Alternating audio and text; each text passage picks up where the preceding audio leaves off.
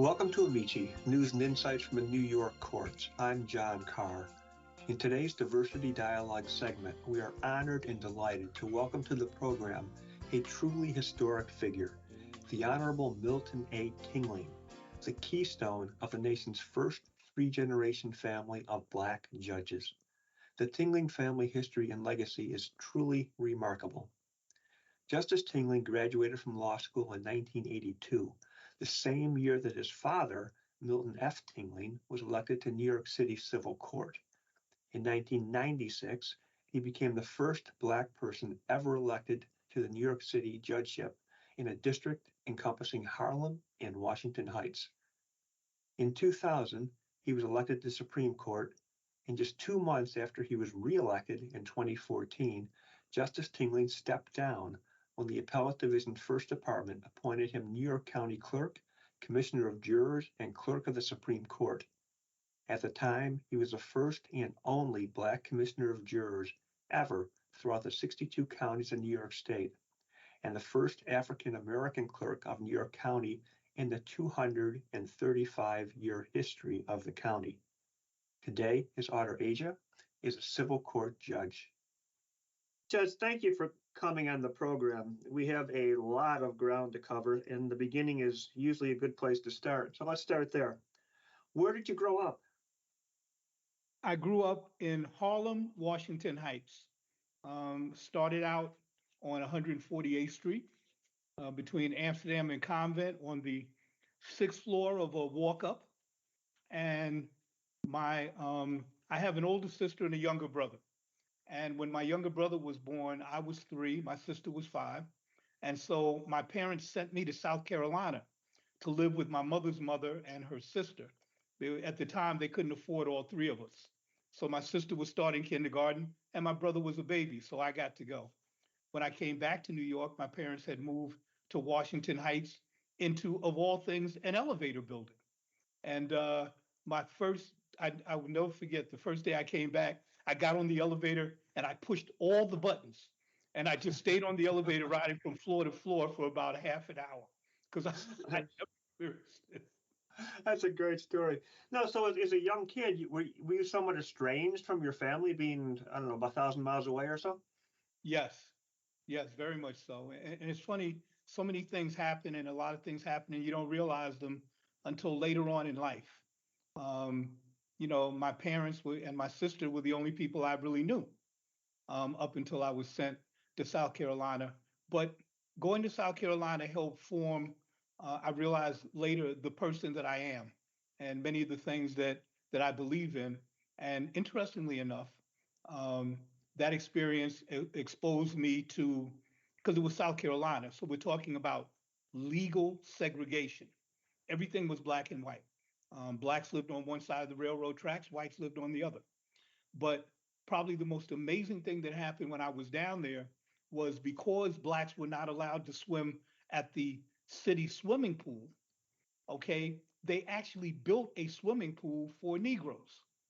And I'm one of the few people that I grew up with in my life that actually knows how to swim. That's remarkable. I'd never thought about that. And there's a similar story. You may have known him personally, Franklin Williams.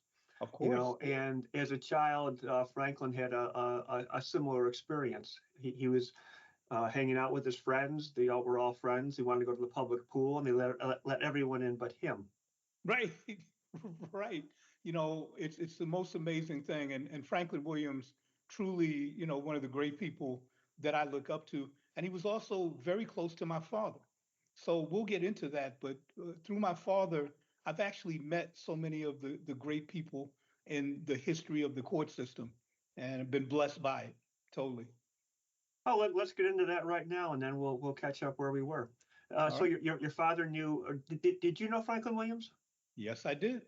Introduced to him as a young man, and then, of course, became aware of him when they formed the Franklin Williams Commission. But they used to have father-son dinners for most of the Black lawyers. And quite frankly, out of all of the sons and daughters, only a few of us actually ended up going into this world. I mean, there was myself, there was Keith Wright, there was David Patterson, Um, there was Bailey Jr., whose father had been on the MTA board, and he went into it. And his mother was Cora Walker, who was a very famous Black female attorney, um, who worked for the unions. And she won a few big cases and was well renowned. But out of all of the Black lawyers, and I still have some of the pictures from the dinners, um, only a few of us actually went into the legal profession. That's interesting. And then, so what were your early impressions of Franklin Williams, and what were your father's impressions of him? Just it's strange looking back on it. As a young man, you don't understand the strength of that generation, the things that they faced, and even if some of them I faced, but to the degree that they faced them, we had no cognizance because in many ways they tried to teach us and protect us from the racism at the same time.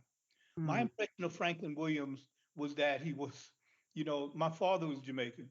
So there was this strong West Indian who knew who he was, and he was determined to make a difference, even if that difference didn't occur at his time or even in his lifetime. Every journey begins with the first step. And this was a generation dedicated to addressing the issues at the time, but looking forward. A lot of people don't understand the big picture. It's not always about the immediate.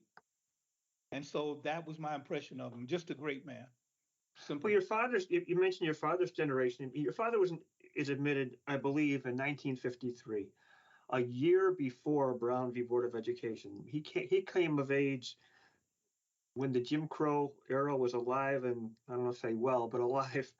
And so, how did that experience? That experience must have shaped him, and by extension, you. Yeah, yeah, very true. It show you how stupid you are as a young person. Um, so, right. So my father gets admitted, and he's there, and my mother, of course, is from South Carolina. So I always said that I'm a product of a mixed marriage, Jamaican and South Carolinian, but that's another story. But he, I didn't understand at the time, but he expressed concerns about us as children being sent to South Carolina, not just when I went to live, but we used to go every summer. My mother was a school teacher, and so they were off for the summer. And so she would take us and we would go to South Carolina, where we knew the racism, we knew the segregation, but in many ways were protected from it. As I said, we had a pool, we had sports, we had neighbors, we had church, but there were places that we couldn't go. For example, Howard Johnson's, which was my favorite restaurant. Howard Johnson's used to have a Friday night fish fry, 99 cents, all you can eat. And I loved it. And so when I went to South Carolina, Friday would come and they'd go, "Where do you want to go eat?" And I would go Howard Johnson's. And they would have to basically segue me to some other place where we could go to eat. So for my father, he was a very stubborn West Indian man, which is probably repetitive, but um, he had a hard time with segregation and racism, a very hard time with it. Um, he always was determined that we should be judged on who we were. My father always taught me that you're not better than anyone else, but you're not less than anyone else. Um, it's really an amazing thing. But when I tell you about how stupid I was, when I got older, I had roommates in college that were all from the South. And I remember the first time I went to visit, they lived in beautiful homes, they had property, they all of this. And I'm 18 years old. I'm the vice president of the Black Students Union. And I had the audacity to go and ask my father, "Yo, Dad, you were smart. Why didn't you move to South Carolina, man? We could have been living in a big house and all the rest of it." My father said, "Well, son, they were lynching people at the time. And I thought it was a better idea. Maybe we should stay here." Oh, good Lord. So to back up a little bit, when you went to South Carolina, you were how old? I was 3, came back when I was 7. Okay. And so what years are we talking? We're talking 1956, and I came back in 60. When I come back, came back in 60. So by then, Brown v. Board is um, decided, if not exactly accepted. Right. Um, but you're still facing segregation. Oh, without a doubt. And again, one of the things, my mother lived to be 96. And when I speak to students or groups, I always remind them, I said, my mother lived half of her life in legal segregation. You have to understand how important the law is, okay, in terms of addressing issues of bias and segregation and discrimination. The law really is the one thing that has progressed. And without it, I don't believe many things would have happened. Listen, I speak to gangs, okay? I speak to gang members. I speak to people trying to get out. And they talk about discrimination and segregation. And I tell them all, I said, listen, do any of y'all have Scud missiles? What are you doing? You cannot militarily address all of these things. You can't do it by just stocking up on Glocks and Mac 10s. You have to do it within the structure, and the law is the avenue to do it. That's it. And my Wow, father that's believed in that. Yeah. um. So how did your father coming up in that era? I mean, I go back to that era, and I mentioned earlier that he was admitted before Brown v. Board of Education. Yes. He was, I don't know, he's probably 15, maybe 20 when Jackie Robinson broke the color barrier. How does someone in that era and that generation position themselves to become a judge, or even have it in their mind that that's a possibility? John, and thank you for that question. Um, when I was elected and became a judge, I went to there was a member of my mother's church that had a printing company, and I went to him to print up the invitations. And I'm sitting down talking to him, and he was an elder at the church, and I'd never had this conversation before, but he told me that it wasn't my father's dream to become a judge or whatnot, that it was actually his father's dream that his children and grandchildren would become judges because of the importance that judges had in his native Jamaica. And it was something that he came up with. And I was shocked when Mr. Stevens told me the story. I never knew that it was my grandfather's dream. And he obviously passed it on to my father about becoming a judge. My father always wanted to be a judge. He became a judge late in life. He became a judge when he was 62. Under our Constitution, you have to retire when you're 70 unless you're an elected Supreme Court. And he became a judge when he was 62 and he died right before he turned 67.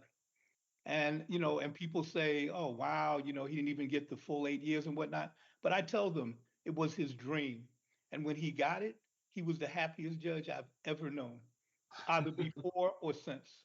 He was simply a happy man. Now that would have been utterly unattainable to your grandfather, I am sure. Oh, God, yes. Yeah, absolutely. What did he do? My grandfather was actually a pharmacist in Jamaica, which in many ways was the equivalent of being a doctor, Mhm. because it's not like you had doctors on every corner. And he told me that he came to America because his being a pharmacist did not guarantee that his children would be anything. They can end up working in the fields, cutting sugarcane, you know, picking fruit. It didn't guarantee anything. He also had one brother and 10 sisters, all of whom he brought to America. So he came to America in 1918, intending to go to med school and become a doctor. The next year, he sent for my grandmother, who he had only met one time, had been introduced to her family, and he sent for her. She got on a boat and came. They both came through Ellis Island. I have their records. They got married, and a year later, my father was born. So now he had a family, and so he went to work working in the insurance industry, and he worked for a company called Unity Mutual Insurance Company. And they've long since gone out of business, but that's what he did to support his family. But in many ways, it's a typical immigrant story. The Oh, color is different, but other than that, it's just Oh, it's the standard immigrant story. And the amazing thing is that during that great period of migration, only approximately 120,000 people immigrated from the Caribbean.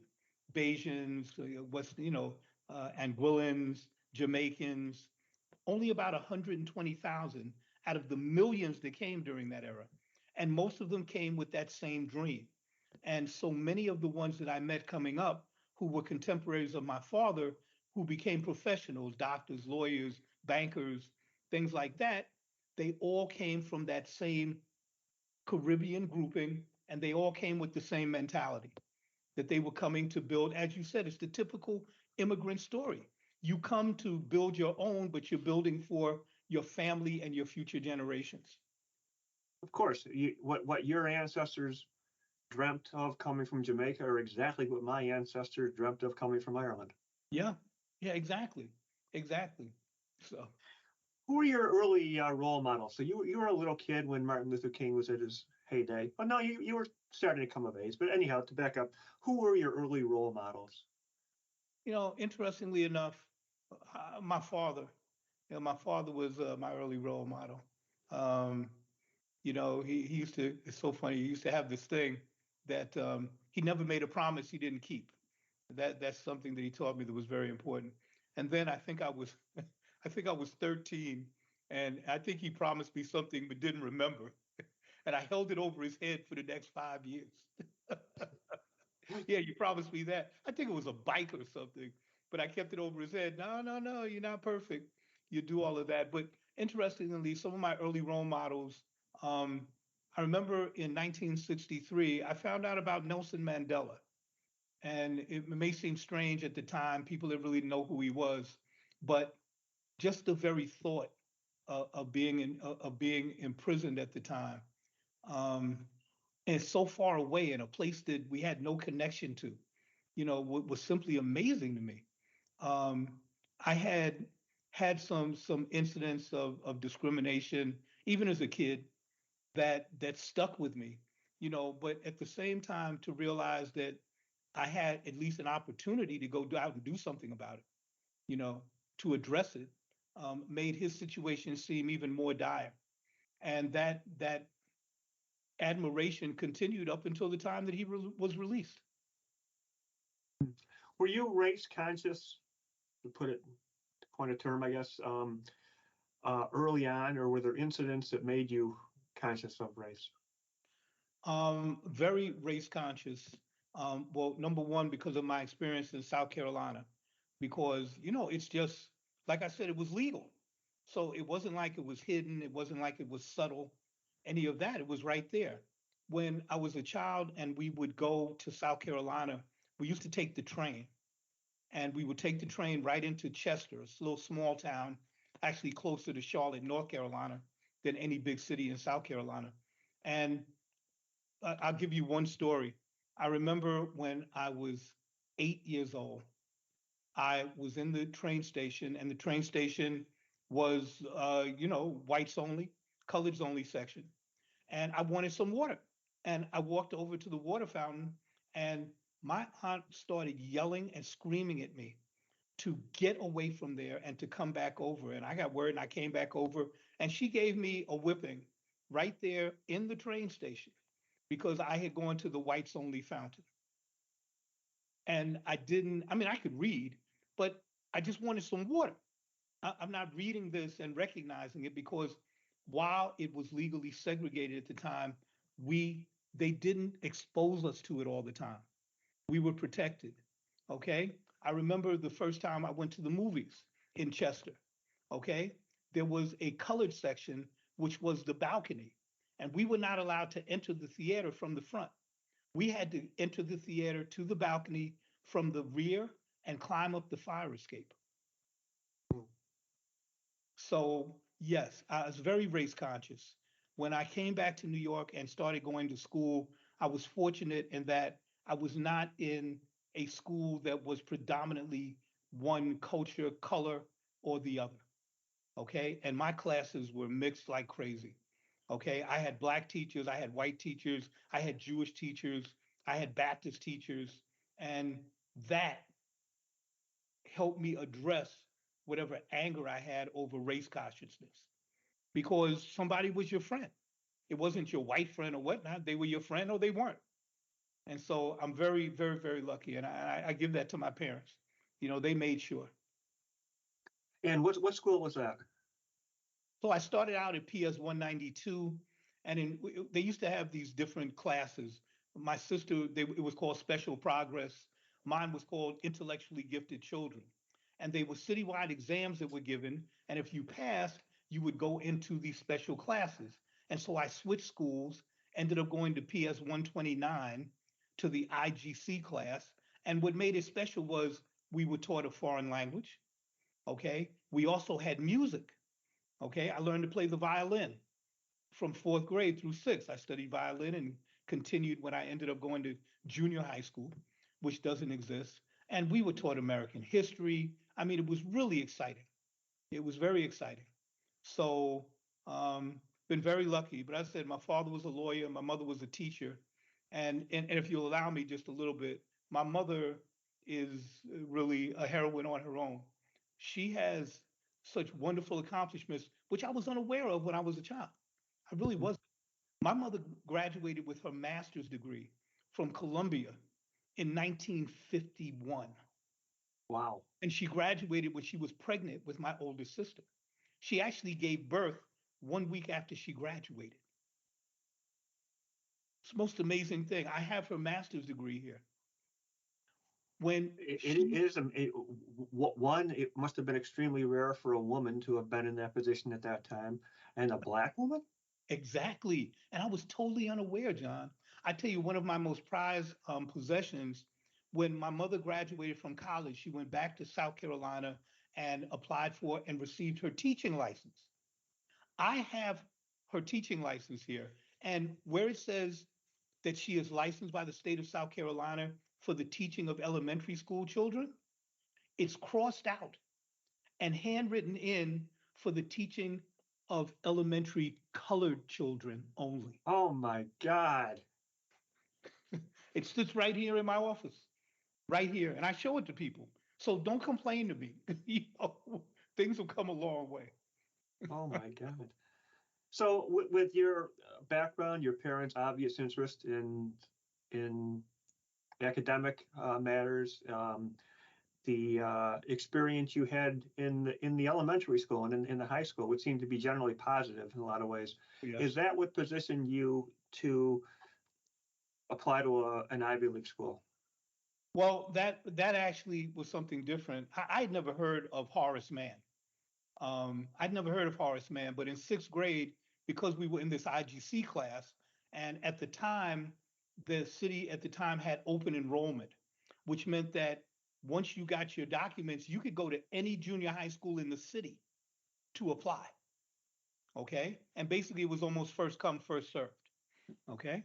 So, but what happened was because I was in this IGC class, we were exposed and educated about some of the private high schools: Trinity, Hackley, Horace Mann, Riverdale, Fieldston. And so I heard about Horace Mann and I read the brochure. And John, they had 2 hours of mandatory gym. And so I was like, oh, I got to go here.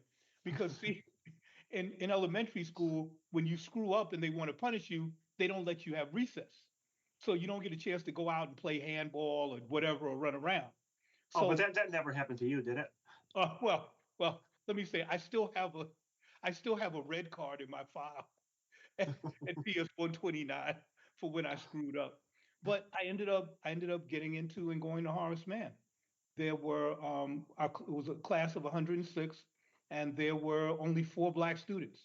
It was all male at the time, and there was a dress code, and there were only 4 of us. So, and one of them was with me from elementary school, but I didn't know he was going until we showed up at Horace Mann. So so a lot of the applying. Oh, I'm sorry. So to get to your question, at Horace Mann, let me put you like this. When I graduated, I believe there were 98 people in my class.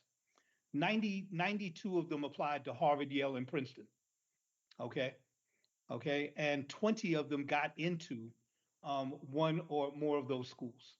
Okay. Wow. Columbia was your fallback. Okay. And so applying to Ivy League schools that was just standard applying. And I liked Brown.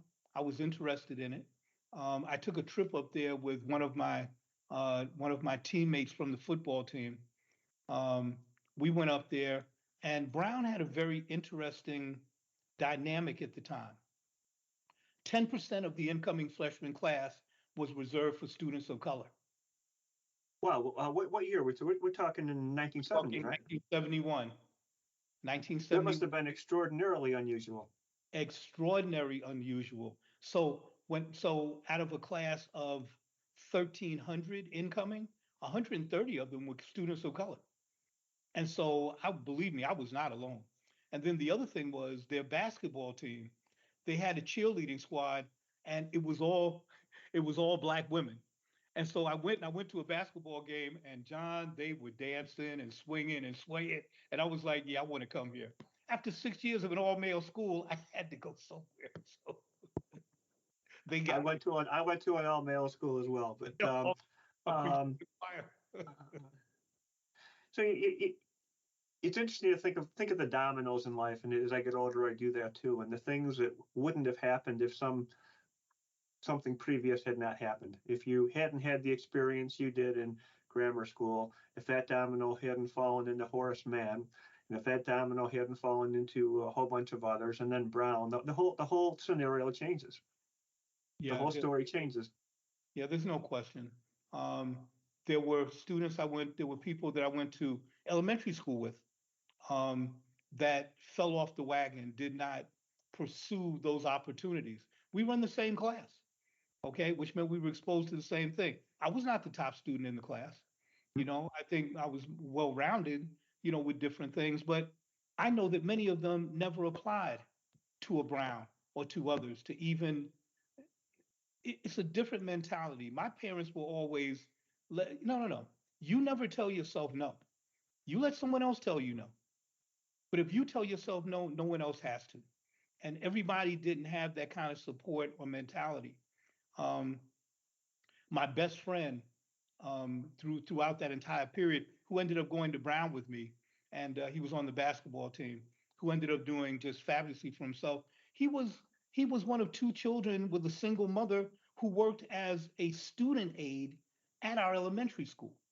Okay, they didn't have all of that, but she was one of those mothers who was like, no, education, education, education.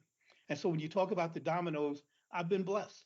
I always told people that the first great decision I ever made was being born to my parents. Right, it was my decision, right? Very good decision.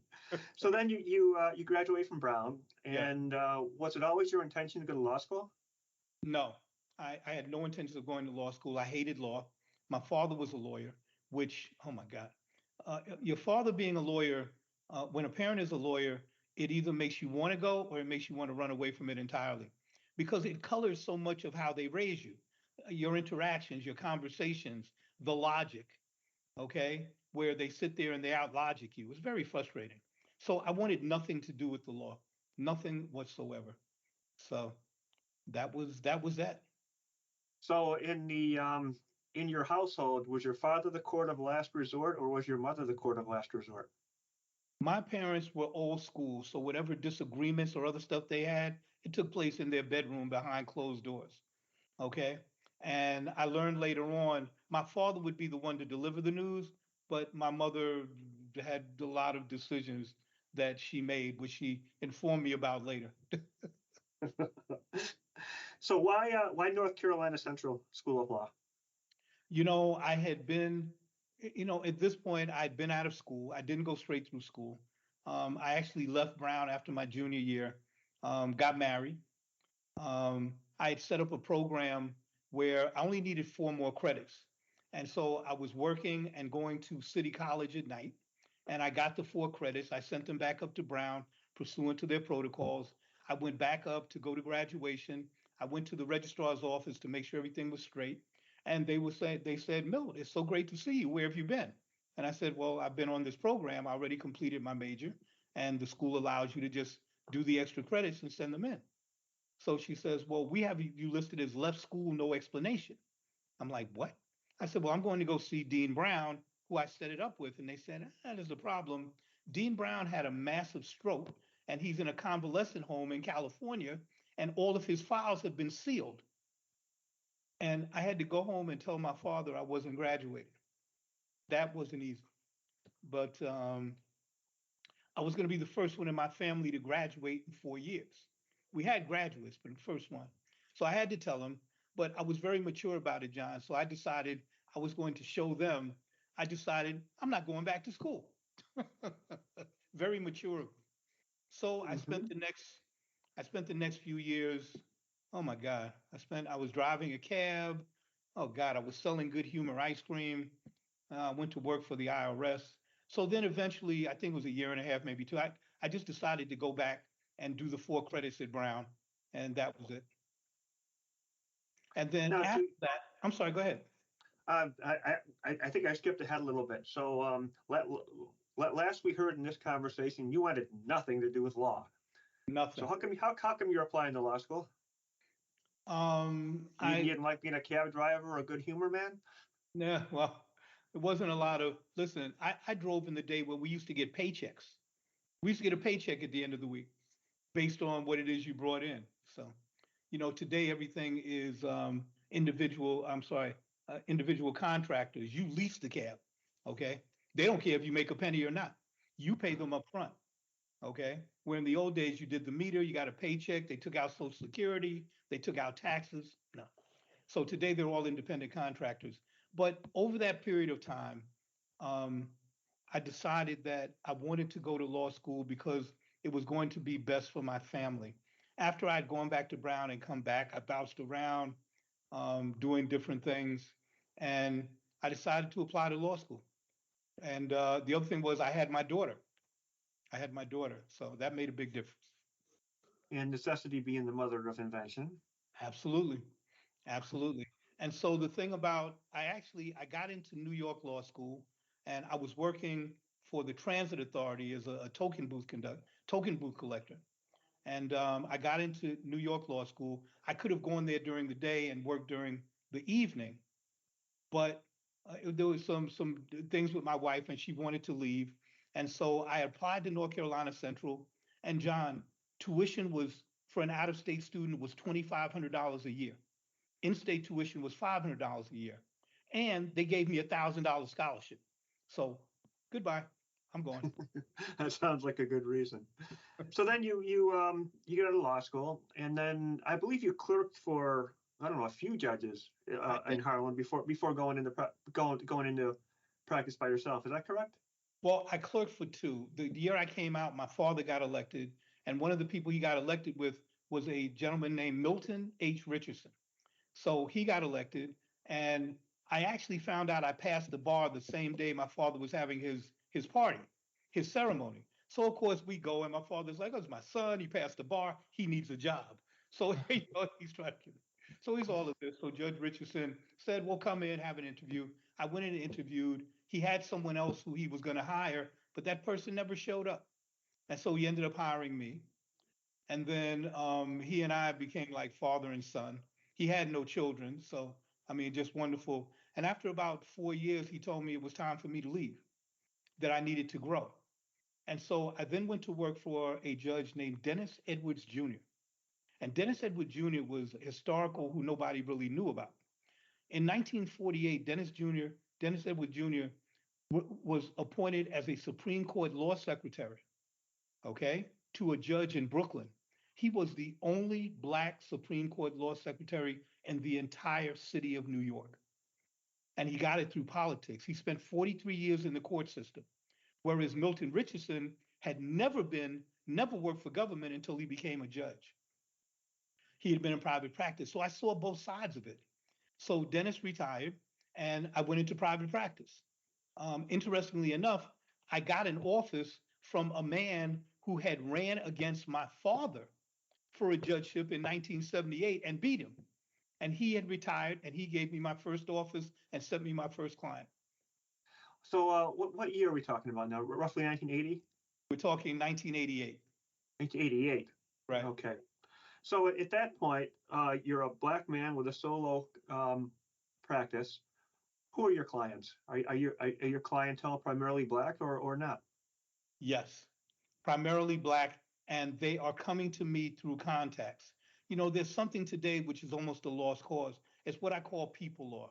Somebody's in an accident. Somebody has a contractual dispute. Someone has a landlord-tenant issue. Someone has an issue with the cleaners. Someone has an issue with the bank. Okay, or they have a criminal case. This is when I grew up. These are the lawyers that I knew. They had private practices. They weren't corporate. Maybe they couldn't get in. They weren't necessarily government. Okay, and that is what. And I would tell you something. I loved it. I loved it. It's one of the great experiences of my life. Just loved it. Yeah. My Well, office. in that context, a lawyer is a problem solver, and you're solving problems in a community you're familiar with, right? Yeah. And my office was right next to the Apollo. I got to look out my window and see all of 125th Street and everything that was going on. Like I said, it was just wonderful. Didn't make a lot of Did, money, but I loved it. did you experience racism early in your career as a lawyer? Absolutely. In what Absolutely. form? In what way? It's almost a standard story in some ways that doesn't go on. When you go into a courtroom, the front row is reserved for attorneys. And I remember the first time I went in on a criminal case, and I went and I sat there, approached by a court officer, and didn't ask, was told, excuse me, you can't sit there. This is for attorneys. I'm dressed in a suit. I've got a briefcase. Why would you presume I'm not? Okay, there's that type of thing. And it continues. The problem is some of it is so subtle, and it's not that people are doing it intentionally. They don't know they're doing it intentionally. But if you don't know you're doing it, how do you rectify it? One of the things as a lawyer, yes, and definitely as a judge, one of the things that used to gripe me was I would have, first of all, there are very few attorneys of color in Supreme Court. Very few attorneys of color in Supreme Court. Criminal, yes. Civil, absolutely not. And what would happen is, like, for example, I might be hearing something on a motion, and invariably, if I had two white attorneys on a big case, one of them would always say this, well, Your Honor, this is a very difficult case, and it's very hard to follow. And I'm sitting there like, why are you opening up with that? Like I'm Mhm. incapable of learning or following. So what they didn't know was that I always read the papers ahead of time. And I would always ask them a question once they started speaking. So But they presumed that you were not their intellectual equal. absolutely. It's so patently obvious, John. And that's just it. Now, So those sort of experiences have to shape you as a man, as a lawyer, as a judge. How does it affect the type of judge that you became, you grew into? well, what it did for me was this. Like people say, oh, well, they don't respect me. You don't command respect, you earn respect. Okay, that's one thing that my parents, the ancestors taught me. You earn respect. And so when it says, how did you shape you? It made me always wanting to make sure that what was being done to me did not inform my decisions. Okay, so that if I felt I was being insulted or discriminated against or biased or whatnot, I did not let that inform my decision. Okay, I didn't take that and be like, I'm going to show this person how dare they do that. One of my rules for being a judge was every case, I don't have a policy. Every case is its own case because every case involves a different person. It can be the same set of facts, but every case involves a different person. So when you say how did it shape me? It made me even more intent on not letting what other people do control me. Did you have judicial role models, federal and state, at that time? Oh yes. Um, Thurgood Marshall was always somebody, but then George Bundy Smith. George Bundy Smith. Just I knew him from the time I was a child. Just a just a wonderful intellectual, um, so brilliant. What a remarkable story. Him, his twin sister, being the only black students at Yale Law School in their class, having been arrested, having been convicted during the civil rights marches of the '60s, having had his conviction vacated by the Supreme Court of the United States, which allowed him to become a lawyer, to get admitted, because he was convicted of a felony. He couldn't have been admitted in the state of New York, you know? Just a remarkable man. And in addition, to this day, I can think of no other jurist that was so involved in his community. The man was on every board, every committee, every PTA, every tenant association. I don't know how he did it. I really don't. It's just remarkable. And then there was another judge later on in my career, a Judge Marks. And when Judge Marks retired, he dedicated his life to addressing wrongful convictions. And I always just looked up to him. You know, what a remarkable man.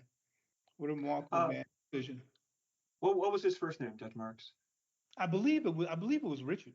It wasn't the Marks that just left. It was an old one. Spelled it with an X, Marx. Yeah, Okay, just okay. remarkable. Not like yeah. Now, you served in Supreme Court for about 14 years, I guess, Yeah.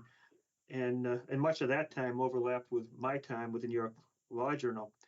Two decisions kind of stand out to me. One shot down Mayor Bloomberg's attempt to bar food service establishment from selling large sugary beverages, Right. and another put an end to the practice of shackling youths being transported to family court. Yeah. In both cases, what stands out to me is you sided with the individual against the might of government. Yeah. What should I read into that? Well, you would have to read a couple of my other decisions when I sided with government. I tell you what was funny when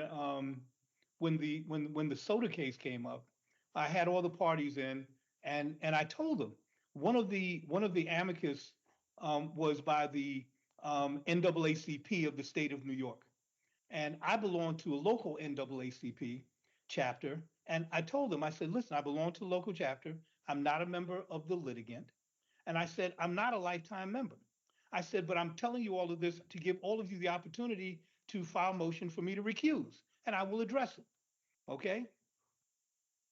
Nobody filed the motion, and the city eventually told me they didn't file the motion because of an earlier decision I had made when I sided with the city. So they figured I was going to go with the city. It was a case where the city, it had to do with vendors in Central Park, and the city had set up a new program where it was basically like a cattle stampede to Parks headquarters to get one of the 100 different licenses that they would give out daily. And you had to stay in a specific spot that was marked by a medallion at certain spots, both in and along the sidewalks of the park. And the vendors had brought a lawsuit on various grounds, and I ended up siding with the city. It was appealed, and I was affirmed. And so I believe the city thought that I was basically a government man. So there we Well, go. as you said earlier, you took every case as it come in, and every case was to an extent an island. I understand every case is governed by precedent and and other things, but that illustrates to me what you said earlier about treating each case as an individual matter. It's a different thing. You can have in criminal court. I sat in criminal my first few years, which I call was during Giuliani time, and I mean people were being brought in. Oh, you wouldn't believe they resurrected every municipal ordinance you could ever think of. Do you know it was illegal to wear miniskirts? There was still a law in the book from the 1700s about the length above the knee.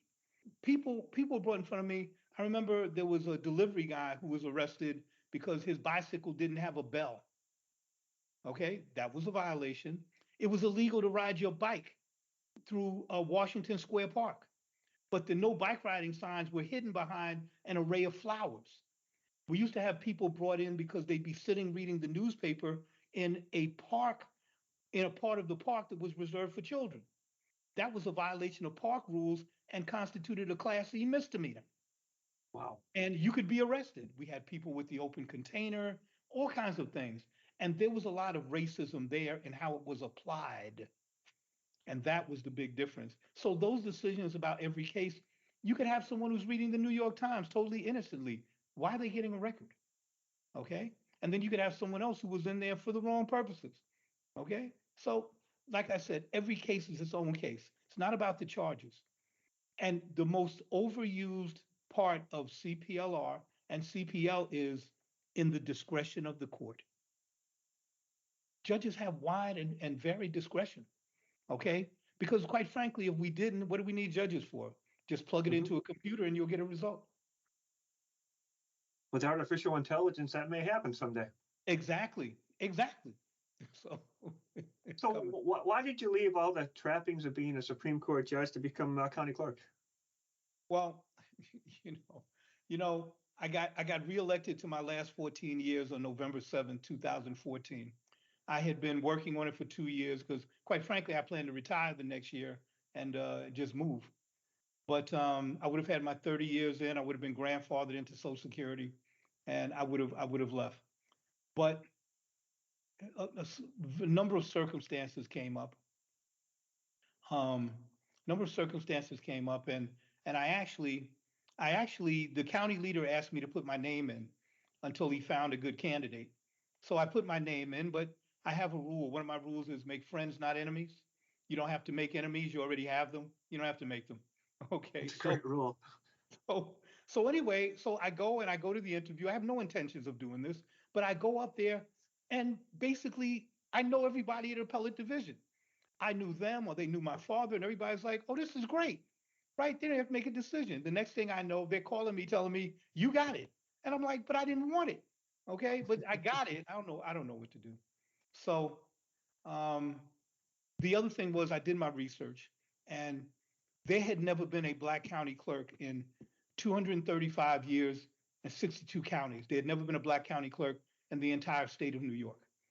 There had never been a black commissioner of jurors in the entire same period, state of New York. There had never been a clerk of Supreme Court, same period, same time. And so one of the things that my mentors taught me was you always have to let your people know that these things are possible. And the fact that it was going to be the first and had never been done. And I was succeeding a man who'd been here 45 years. Okay.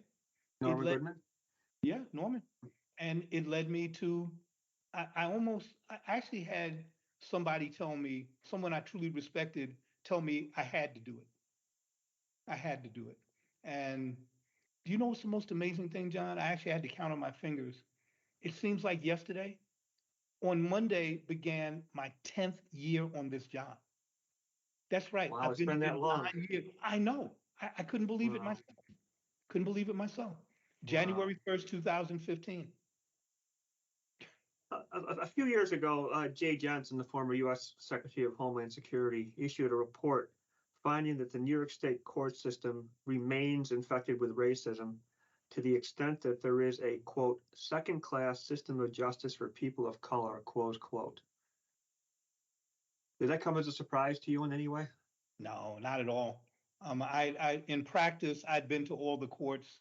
I had the opportunity to sit in criminal, in civil. I did cases, I did trials in family. And what he was talking about when you talk about second class, I referenced earlier that you see very few people of color in civil Supreme Court. Okay. And so much of the assets and so much of the innovation and technology goes into civil Supreme Court, which is really about money. People of color are basically in criminal court, they're in civil court with landlord tenant, and they're in family court. Okay. And that is where you have these two-tiered systems of justice. There is a lack of uniformity in many ways throughout the state. When you read the Commission on Judicial Conduct reports every year, some of the stuff you read and you're like, I don't believe this. You don't believe this still goes on. But we in New York tend to forget this is a big state. Okay. And it's a lot of differences all throughout the state.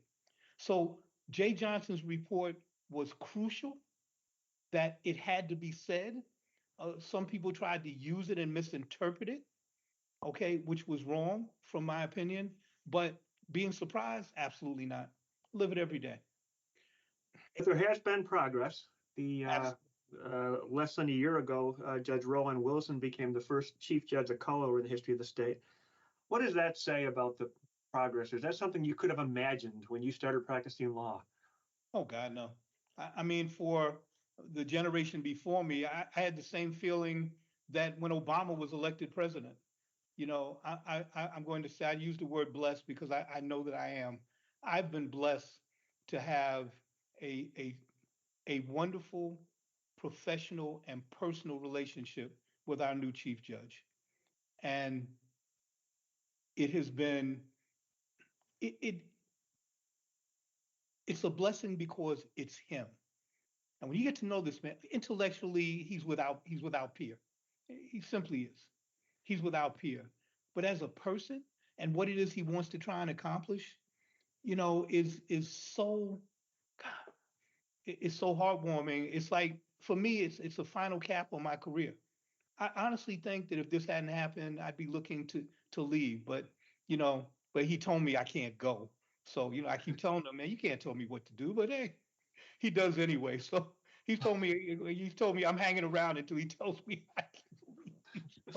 This is a very exciting time for the courts. Very Oh, it exciting, I is, think. John. It truly is.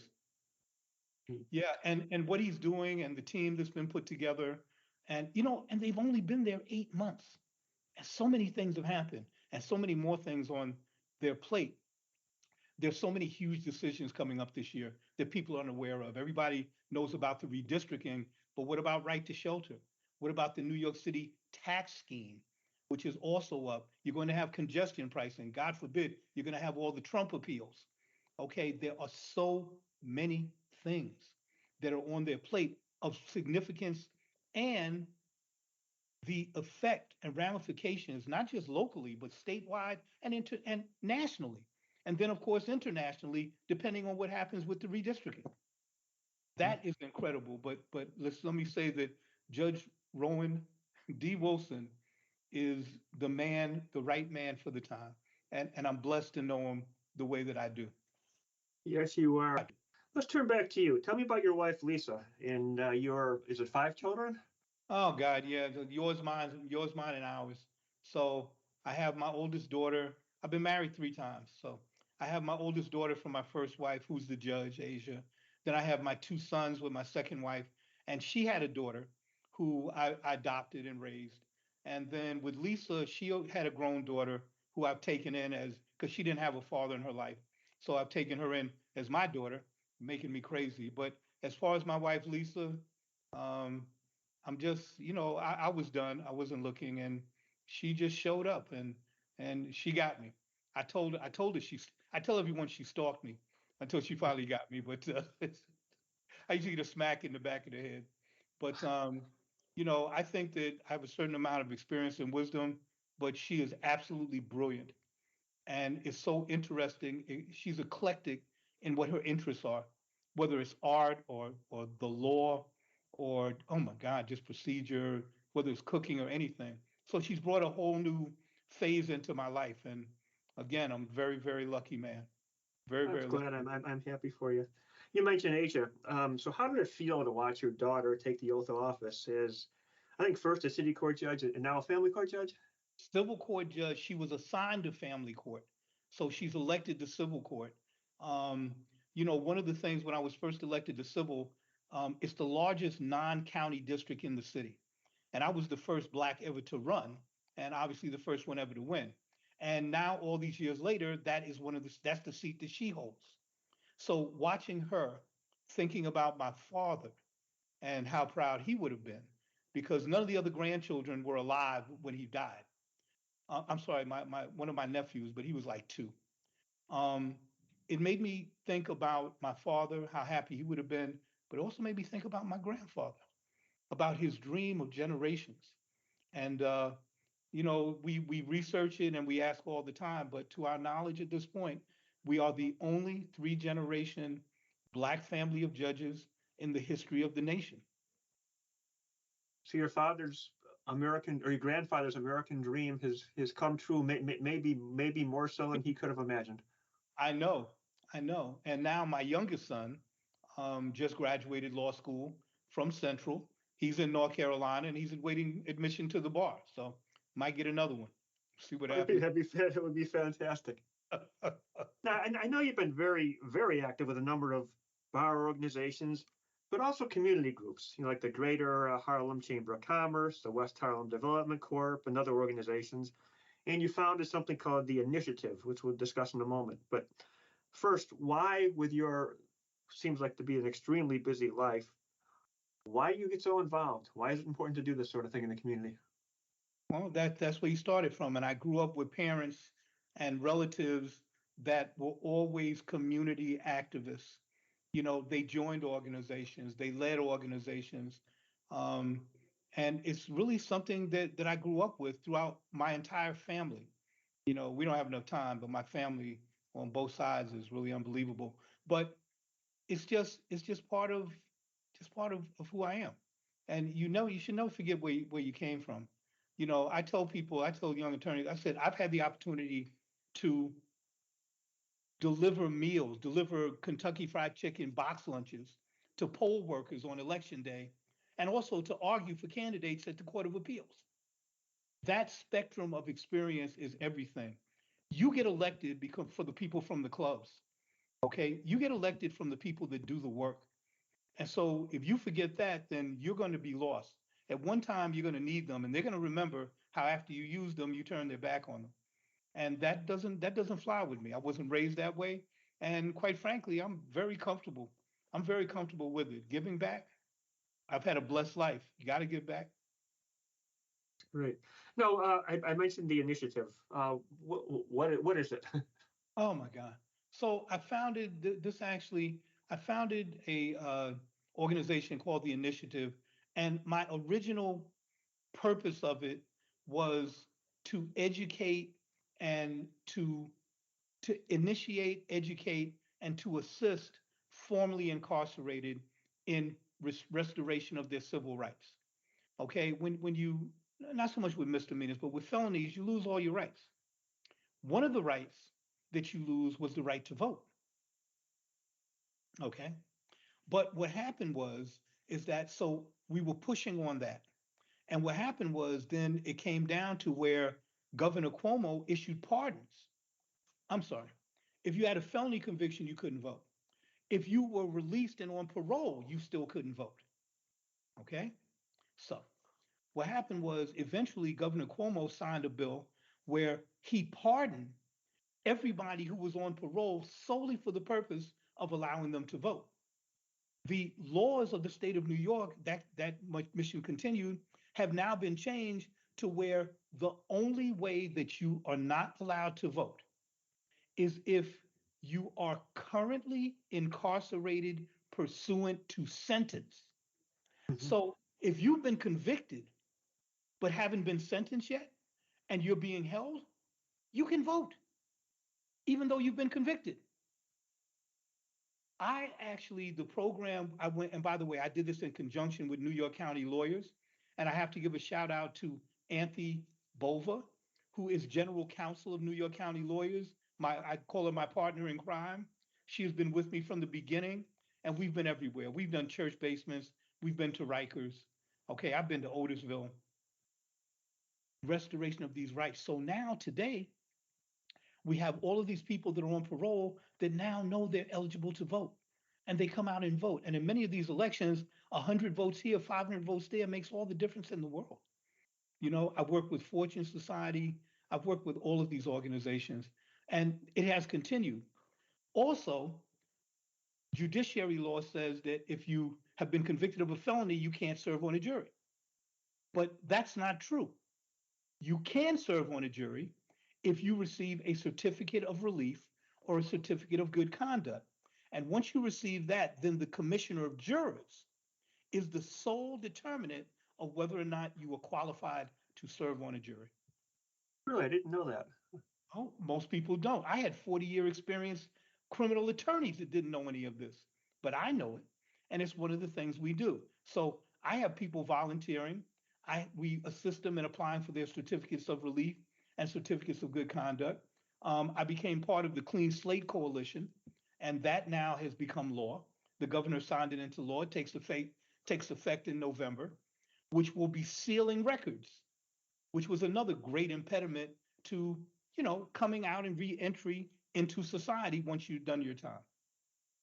So ultimately, the goal of the initiative is to re-enfranchise people who've been disenfranchised. Absolutely. That's the perfect description. Perfect description. Judge, I'm getting a sense that if I asked you what advice you would give to young people who want to follow the Tingling family trail and legacy, you tell them that life isn't a spectator sport. Sure. Is that accurate? It's very accurate. I'm like Gibbs on NCIS. I got all these rules, my own personal rules. But one of my rules is the hardest thing in life is making decisions because you're either right or you're wrong. But if you don't make a decision, you think that you're out of it. You're not. A decision will get made for you. Okay. And that is why you get involved. Okay. You get involved to see it for yourself so that you're not just hearing from this side or that side. It allows you to make what I believe would be an informed decision. And I go back to my rule, make decisions, because if you don't, they'll get made for you. Get all the information you can and make a decision. You're either right or you're wrong. But I'd rather I do that than someone else do it. I think that's what Yogi Berra was saying when he said, when you come to a fork in the road, take it. Yeah, exactly. How many people just stop? So many people stop. How many times, John, how many times do you hear, oh, I'm not involved, okay, or I'm not interested? And then you think it doesn't affect you, but it does. It really does. So, you know, and again, and my other one was make friends, not enemies. You don't have to make them, they are out there. You have enemies you don't even know. So, What a great way to sum it up. Judge, thank you so much for your service, your history, your family, and your time today. John, thank you so much.